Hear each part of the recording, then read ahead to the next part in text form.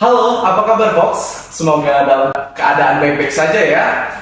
Kembali lagi bersama Podcast, Vokasi on Podcast. Nah, sebelumnya kenal ini. Saya Nabil Al-Haris dari program studi D4 Teknologi Veteriner, sekaligus dari Paguyuban Duta Vokasi Universitas Airlangga tahun 2023.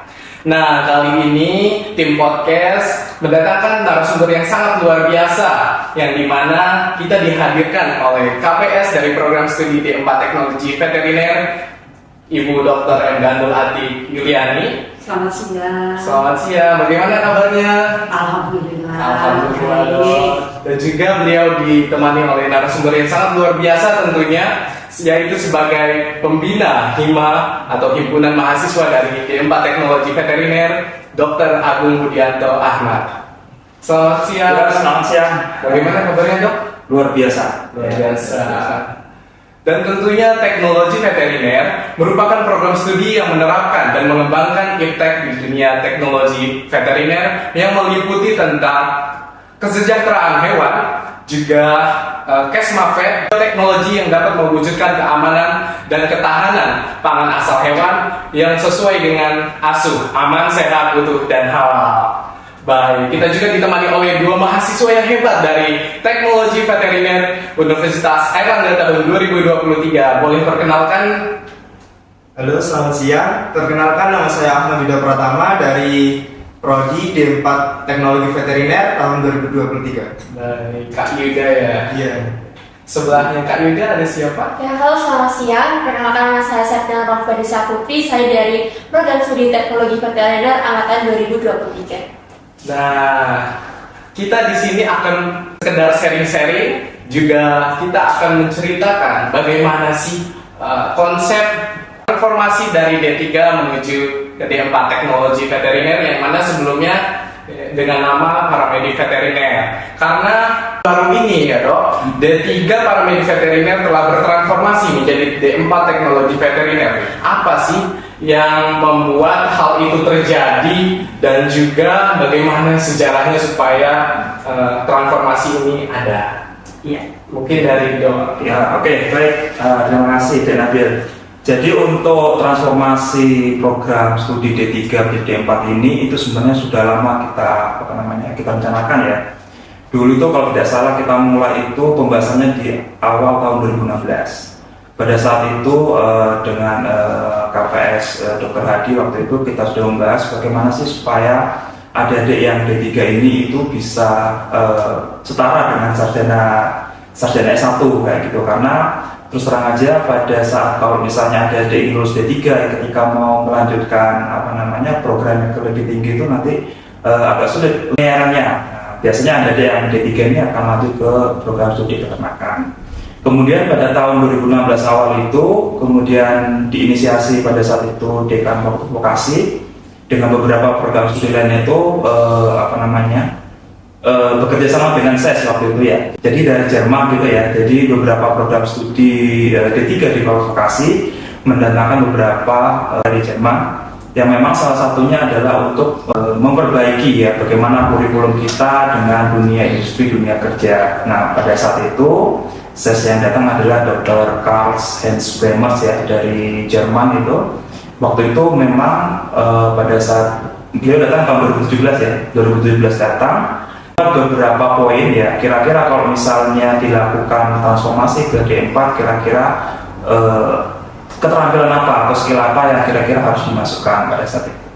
Nah, kemudian pada saat setelah selesai dari kedatangan ekspor dari Jerman itu ya, Dr. Bremers ya dari Jerman itu, kemudian pada saat itu KPS pada saat itu Dr. Hadi ya, kemudian juga ada Dr. Gandul pada saat itu menginisiasi aliansi ya, gampangannya aliansi atau asosiasi. Jadi pada saat itu kami mengundang dari IPB ya, kemudian dari UGM, kemudian juga dari Mitra Budi dari industri itu kalau nggak salah dari PT Midion, kemudian dari pemerintah itu dari Dinas Peternakan Provinsi Jawa Timur, kemudian dari Rumah Sakit Hewan, kemudian juga dari EPA pada saat itu datang bersama-sama untuk membahas apa sih kira-kira skill apa supaya nanti ketika terjadi transformasi ke D4 ini tidak overlapping dengan sarjana kedokteran hewan. Nah, pada saat itu kita sepakati beberapa poin, kemudian melakukan penandatanganan di tahun 2017 akhir. Kemudian 2018 ini sempat terhenti ya. Tapi dari teman-teman yang dari teman-teman UGM itu 2019 mereka sudah buka, ya sudah mulai membuka diploma 4 teknologi veteriner. Kemudian pada tahun 2020 ya, kalau nggak salah ingat, pada saat itu Dirjen Vokasi gitu ya, itu mengeluarkan mungkin ya semacam surat edaran supaya diploma 3 itu melakukan transformasi menjadi D4 ya, karena mengingat perkembangan zaman ya, kemudian dari revolusi industri 4.0 ya, sehingga mau tidak mau beberapa skill ini harus didapatkan di tingkat level sarjana. Kemudian ini juga selain dari masukan dari edaran dari Dirjen Vokasi ya, kemudian juga permintaan dari dunia kerja, dunia industri juga menginginkan supaya nanti ada yang D4, lulusan D4. Sehingga kami mulai di tahun 2020 untuk menyusun kembali, kemudian hingga sampai tahun 2022 ya, itu sudah mulai masukkan secara administrasi ke universitas, sehingga kemarin di bulan Juni gitu ya, di bulan Juni itu sudah keluar untuk SK transformasi dari Rektor Universitas Erlangga menjadi diploma 4 teknologi veteriner. Jadi kurang lebih seperti itu sejarahnya ya. Ya, 2016 sampai 2023. Jadi sejarahnya panjang ya. Gitu. Setelah kita mendengarkan penjelasan dari Dok Agung, tentunya kita sangat bangga atas pencapaian yang sangat luar biasa dari Fakultas Vokasi itu sendiri. Dan ketika D3 Paramedik Veteriner menjadi D4 Teknologi Veteriner, itu apa saja sih perbedaan antara D4 Teknologi Veteriner dengan kedokteran hewan itu sendiri? Dan apakah bisa teknologi veteriner bekerja sama ataupun menjadi bagian daripada dokter hewan itu sendiri? Oke, jadi kalau perbedaannya sendiri, jadi kalau menurut ini ya dari Health, jadi tenaga kesehatan hewan itu ada dua ya, ada yang medik veteriner dan ada yang namanya VPP atau veterinary paraprofesional. VPP ini sendiri ini ada banyak macamnya ya, kalau nggak salah ada asisten veteriner, kemudian ada veterinary technician, ada veterinary teknologis, kemudian ada veterinary nurse. Nah, kalau di kita veterinary teknologi ini sebenarnya perbedaan ya. Jadi perbedaannya secara gampangnya adalah kalau S1 ini dibentuk tujuannya adalah untuk melakukan diagnosa nantinya ya. Jadi mempelajari mata kuliah itu cenderung ke arah bagaimana bisa mendiagnosa suatu penyakit. Nah, kalau yang D4 atau yang vokasional ini ke arah bagaimana untuk bantu untuk melakukan diagnosa tersebut. Jadi kebanyakan nanti akan secara teknis ya, jadi secara teknisnya nanti akan banyak di lab gitu ya, di lab yang mana nanti membantu dokter hewan supaya bisa menegakkan diagnosis penyakitnya, diagnosis seperti itu.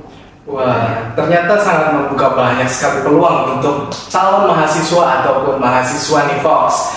Tentunya saya sebagai mahasiswa Fakultas Vokasi sangat bangga atas pencapaian oleh paramedik veteriner yang telah menjadi teknologi veteriner pada tahun ini. Baik Dok, gelar apa saja sih yang didapat oleh teknologi veteriner selama menempuh pendidikan teknologi veteriner? Dan belajar apa saja Dok? Kalau boleh tahu, mungkin dari Dok Gandul bisa menjelaskan. Baik, terima kasih Mas Haris.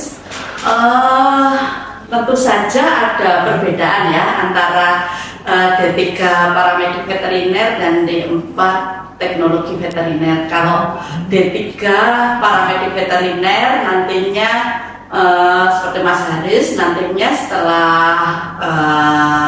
lolos sampai tugas akhir ya, nanti akan mendapatkan gelar ahli madya veteriner. Sedangkan nanti adik-adik yang sudah bertransformasi juga jadi D4 Teknologi Veteriner setelah menyelesaikan karya akhir ya. Jadi kalau nanti Mas Haris tugas akhir, Anda nanti karya akhir ya. Karya akhir itu bisa berupa skripsi atau bisa juga bentuk yang lain. Bisa Anda menghasilkan prototipe dan sebagainya. Nah, itu nanti akan diakui sebagai karya akhir dan Anda akan mendapatkan gelar sarjana terapan ya. Jadi jenjangnya lebih tinggi satu tingkat ya. Jadi kalau di D3 itu merupakan KKNI level 5, sedangkan yang D4 itu KKNI level 6. Nah, kalau di D3 mungkin sebagai pekerja ya, tapi kalau di D4 nanti dituntut bisa menganalisis, jadi punya kemampuan analisis yang lebih dibutuhkan juga oleh sejawat kita dokter hewan, karena kita merupakan mitra sepadan dengan dokter hewan, yang diharapkan kita juga bisa lulusan D4 ini mampu menganalisis ya, seperti itu ya nantinya. Jadi mungkin untuk adik-adik yang D4 nanti bisa menduduki sampai supervisor. Wah, cukup menarik sekali, bahkan menarik banget bagi mahasiswa yang ingin mendaftar menjadi D4 Teknologi Veteriner itu sendiri. Jika melihat dari apa dan jika kita mendengarkan dari apa yang Dr. Gandul sampaikan tadinya, itu akan membuka jembatan yang baru bagi para mahasiswa Fakultas Vokasi ke depannya. Dan juga ada pertanyaan lagi nih Dok, bagaimana sih langkah awal yang dilakukan oleh para mahasiswa untuk dapat meneruskan seperti saya sendiri dari program studi paramedik veteriner, apakah bisa melanjutkan ke jenjang D4 Teknologi Veteriner itu sendiri? Dan apakah berbeda ya Dok ya, mulai dari pekerjaannya dan lain sebagainya, mungkin bisa Dok Gandul paparkan? Iya baik, Mas Haris. Saya harap juga demikian ya. Semoga insya Allah nantinya yang alumni-alumni atau kakak-kakak yang dari D3 nantinya bisa melanjutkan ke D4 Teknologi Veteriner, tentu saja memakai jalur yang berbeda ya. Jadi tidak kalau sekarang adik-adik ini bergabung bersama D4 Teknologi Veteriner melalui jalur SBMPTN, SMNPTN, juga jalur mandiri. Tapi mungkin untuk yang alumni D3 nanti ada jalur sendiri, namanya jalur alih jenis atau alih jenjang. Dan ini juga masih kita rintis untuk pembukaannya. Nah, jalur ini nanti yang mewadahi bagi alumni D3 atau D4 untuk bisa lanjut ke jenjang D4. Karena terus terang nanti untuk prospek pekerjaan, mungkin kalau lapangan pekerjaan sama ya, kita alumni banyak bekerja di pemerintahan, kemudian di swasta. Cuman yang lebih menjanjikan di D4 Teknologi Veteriner ini adalah studi lanjut. Nah ini yang mungkin untuk yang dari D3 paramedik veteriner, kalau studi lanjut harus sedikit menyimpang ya, tidak di medis lagi melainkan ke manajemen ya, misalkan ke S1 peternakan. Nah, tapi kalau dari D4 Teknologi Veteriner sarjana terapan bisa ambil ke S2 ya, bisa ambil ke S2. Banyak S2 yang di UNER sendiri ini menerima D4 ya, bisa menerima D4 misalkan yang di sekolah pasca atau di FKH.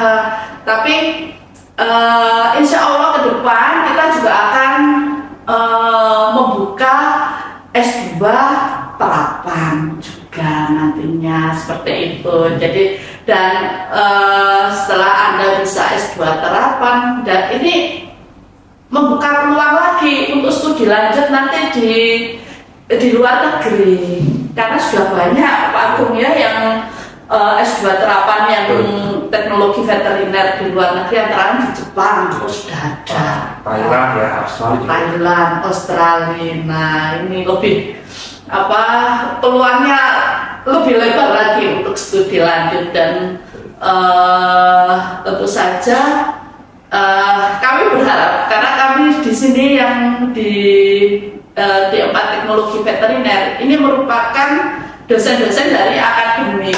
Nah, yang kami harapkan adalah dosen-dosen seperti Anda ini nanti yang benar-benar dari ilmu terapan. Nah, nanti kalianlah merupakan penerus kami. Wah, tentunya sangat menarik ya tentang apa yang telah dijelaskan bergandul dari mulai ahli jeda dari D3 menjadi D4, kemudian dapat meneruskannya ke S2 sampai ke luar negeri juga. Dan jika melihat dan mendengar pernyataan dari Dok Gandel tersendiri, kita beralih kepada mahasiswanya itu sendiri juga. Karena mereka juga kakak-kakak yang hebat tentunya dan baru masuk kepada program studi teknologi veteriner. Kalau boleh tahu ya Kak Septi ya benar? Iya. Ya. Kak Septi, bagaimana sih pengalaman kakak sendiri terhadap prodi kita sendiri itu? Apakah ada hambatan atau ada kesulitan dalam memanajemen waktu begitu? Ya, terlebih Septi sendiri aktif dari berbagai organisasi. Oke, terima kasih Kak dari pertanyaannya. Kalau dari aku sih manajemen waktu itu memang penting ya Kak. Apalagi kalau kita tuh aktif dalam organisasi. Nah, cara saya bisa memanajemen waktu itu kita bikin jadwal rutin atas aktivitas apa aja yang mau kita lakuin. Dan itu harus seimbang antara jadwal yang lain, organisasi lain gitu Kak. Itu sih kalau dari aku. Oh begitu ya Septi. Oke, selanjutnya ke Kak Yuda. Nah, Iya benar. Gimana? ya silakan untuk memaparkan pendapatnya tentang Kalau dari saya sendiri mungkin setiap mahasiswa memiliki kesulitannya sendiri-sendiri ya. Terutama kita dari mahasiswa baru juga kan, dari perubahan kayak jadwalnya dari SMA ke kuliahan itu jelas beda. Mungkin jadwalnya lebih padat gitu. Kalau kesulitan saya sendiri sih alhamdulillah lancar. Mungkin saya lebih lama diadaptasinya sih. Jadi kayak atur waktunya seperti yang disampaikan oleh Septi itu benar. Jadi kayak sulit gitu mengatur waktu antara organisasi sama kegiatan perkuliahan gitu. Apalagi sekarang kan banyak kegiatan-kegiatan atau organisasi yang ada di Universitas Airlangga, dan saya juga kebetulan aktif dalam organisasi, jadi kayak mengatur waktunya itu harus dijadwalkan juga gitu. wah bagus sekali ya Fox ya. Pengalaman dan penilaian dari mahasiswa baru teknologi veteriner, dan mungkin pendapat sendiri dari pembina himpunan mahasiswa yang tentunya berkecimpung di dunia organisasi, mengetahui hambatan-hambatan dan juga permasalahan yang dialami oleh mahasiswa itu sendiri. Bagaimana sih Dok untuk sarannya? Ya, memang kalau kita menjadi mahasiswa ya, memang seharusnya ya, apalagi kita di perguruan tinggi itu usahakan kita mencari pengalaman yang sebanyak-banyaknya, pasti ya. Karena biar bagaimanapun pengalaman organisasi ini adalah yang membawa kita nanti bagaimana kita bekerja di dalam dunia kerja, intinya begitu ya, bagaimana kita berinteraksi dengan yang lain.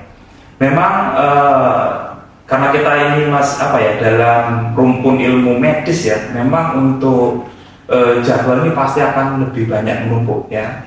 Tetapi jangan sampai itu menjadi menjadi halangan ya, bahwa ketika kita kuliahnya sulit, organisasi juga kita lupa. Tapi ingat juga, adik-adik juga harus bisa, mahasiswa juga harus bisa namanya menyusun skala prioritas ya. Jadi skala prioritas yang mana yang penting gitu ya. Jadi intinya nanti adik-adik harus pintar memanage waktu sebenarnya ya. Jadi membuat jadwal, kalau misalnya kuliahnya jam sekian, nanti misalnya organisasi ini jam sekian kayak gitu ya. Intinya bisa memanage waktu aja. Memang permasalahan utama dalam mahasiswa adalah dalam memanage waktu. Tapi dengan ada di Islam organisasi itu ya, nanti seiring berjalannya waktu ya nanti bisa ini sendiri ya, bisa waktunya bisa di manage ya seiring berjalannya waktu. Luar biasa sekali atas pemaparan saran yang terbaik untuk mahasiswanya. Dan setiap kesulitan pasti ada kemudahan teman-teman. Oleh sebab itu, Fox jangan putus asa ketika dihadapi suatu masalah. Kita harus berjuang, dan peran mahasiswa adalah turut andil dalam melaksanakan dan mencari organisasi-organisasi yang ada di kampus. Kemudian berbicara tentang mengenai transformasi dari D3 Paramedik Veteriner yang telah menjadi D4 Teknologi Veteriner, mungkin ada hal yang saya ingin tanyakan ya, Dok, dari mungkin prospek kerja di antara lulusan D4 Teknologi Veteriner itu sendiri. Mungkin bisa dijelaskan dari Dok Gandul, lulusan kita ini sudah sampai mana dan sudah menjadi apa?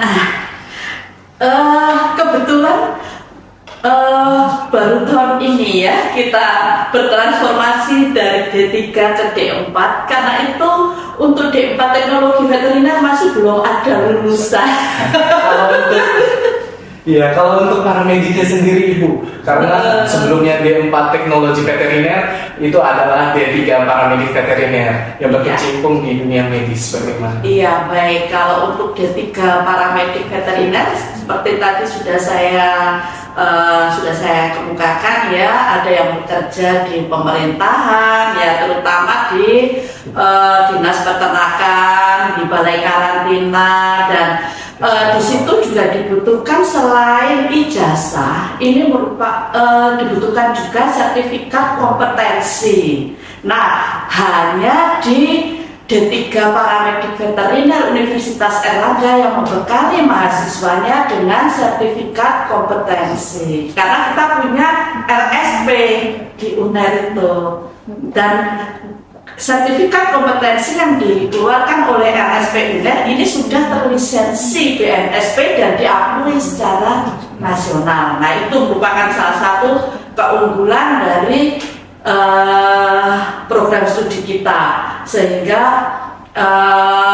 program studi kita D3 Paramedik Veteriner itu sudah terakreditasi unggul oleh LAPTKes, juga terakreditasi A oleh Bank PT. Jadi kita mengantongi 2 akreditasi. Di samping itu pula juga di perusahaan-perusahaan swasta seperti di perusahaan multinasional ya, ada Jarum Pokpen, ada Java Confit, kemudian Malindo, itu kan perusahaan multinasional. Itu alumni kita juga banyak berkecimpung di sana sebagai penyuluh lapangan, juga di rumah sakit hewan Surabaya, rumah sakit hewan Jakarta, itu alumni kita juga banyak terserap juga di sana, di balai-balai konservasi, kemudian di KBS. Nah, itu. Dan sekarang perusahaan-perusahaan tersebut juga teknologinya juga semakin meningkat, karena itu kita perlu mengupgrade pengetahuan kita melalui D4 Teknologi Veteriner. Oke, ternyata banyak sekali ya Fox untuk prospek kerja kedepannya dari lulusan D4 Teknologi Veteriner yang sebelumnya adalah D3 Paramedik Veteriner itu sendiri. Dan untuk perubahan atau penambahan kurikulum juga sudah bagus ya Dok, disesuaikan dan sesuai dengan kebutuhan juga perkembangan itu sendiri. Juga mempunyai akreditasi yang unggul dan juga menambahkan harum ya nama baik Universitas Airlangga di kancah nasional maupun internasional, dan juga mempunyai track record yang bagus dari alumni-alumni itu sendiri. Dan oleh sebab itu apa sih Dok harapan yang terbaik untuk beralihnya dari teknologi veteriner itu sendiri? Mungkin ada harapan dari Dok Gandul untuk pesan calon mahasiswa ataupun mahasiswa. Baik, tentu saja kami berharap lulusan-lulusan dari D4 Teknologi Veteriner ini siap menghadapi era industri 5.0 ya. Jadi kalau dalam era industri tersebut ini tenaga kerja asing tentunya akan banyak masuk ke Indonesia, tapi tentunya dengan kesiapan dari mahasiswa lulusan D4 Teknologi Veteriner tidak akan kalah bersaing dengan tenaga-tenaga kerja asing. Benar sekali. Untuk harapan lainnya, Dok Agung bisa memaparkan harapan dan syarat untuk harapan kami sih ya nanti setelah adik-adik nanti harapan kami ada di SMA ya maupun SMK ya bergabung di kami ya di Diploma 4 Teknologi Veteriner. Nanti ada di sini akan belajar ya banyak hal tentang teknologi ya, baik yang dalam bidang medis, kemudian dalam bidang teknologi yang lagi tren sekarang ya. Nanti adik-adik akan mempelajari di program ini. Sehingga nanti adik-adik ketika sudah masuk kemudian lulus ya, nanti bisa mengembangkan diploma teknologi veteriner ini jadi lebih maju nanti ya. Sehingga nanti kita bisa bersaing dengan negara-negara lainnya. Karena terus terang aja untuk jenjang D3 di sekitar kita ya, negara-negara sekitar kita ini sudah nggak ada lagi ya. Di Thailand itu mereka sudah jenjangnya sudah 4 tahun ya, sudah program bachelor. Kemudian yang di Australia juga sudah program bachelor, Filipina apalagi ya sudah program bachelor semua. Jadi untuk D5 3 ini untuk program yang 3 tahun ini memang saya takutkannya nanti ketika arus globalisasi masuk ya, kemudian nanti ini tidak terisi kayak gitu. Makanya setidaknya adik-adik masuk di sini ya, belajar bersama sehingga nanti bisa mengisi kekosongan untuk posisi-posisi yang membutuhkan lulusan dari sarjana teknologi veteriner yang 4 tahun. Jadi gitu Fox, dan calon para mahasiswa baru pada tahun depan. Jadi mungkin bagi teman-teman yang ingin mengetahui lebih lanjut dan lebih dalam mengenai D4 Teknologi Veteriner, bisa mengaksesnya di website Vokasi. Dan juga D4 Teknologi Veteriner mempunyai Instagram yang bernama paravet_UA. Dan juga jika teman-teman kepo nih dari apa yang telah disampaikan masih belum cukup, teman-teman bisa mengakses melalui Instagram vokasi.unair. Baik Fox, berakhir sesi podcast pada hari ini. Semoga ilmu dan pengetahuan yang telah diberikan oleh narasumber yang luar biasa itu dapat bermanfaat bagi semuanya. Saya Nabil Al-Haris, mohon pamit undur diri. Terima kasih kepada semua pendengar setia podcast atau Vokasi on Podcast, yang dimana teman-teman sudah senantiasa mendengarkan podcast ini dari awal hingga berakhir. Dan oleh sebab itu jangan lupa like, komen, dan subscribe YouTube channel Vokasi. Dan terima kasih kepada narasumber atas partisipasinya, dan sampai jumpa di episode-episode selanjutnya.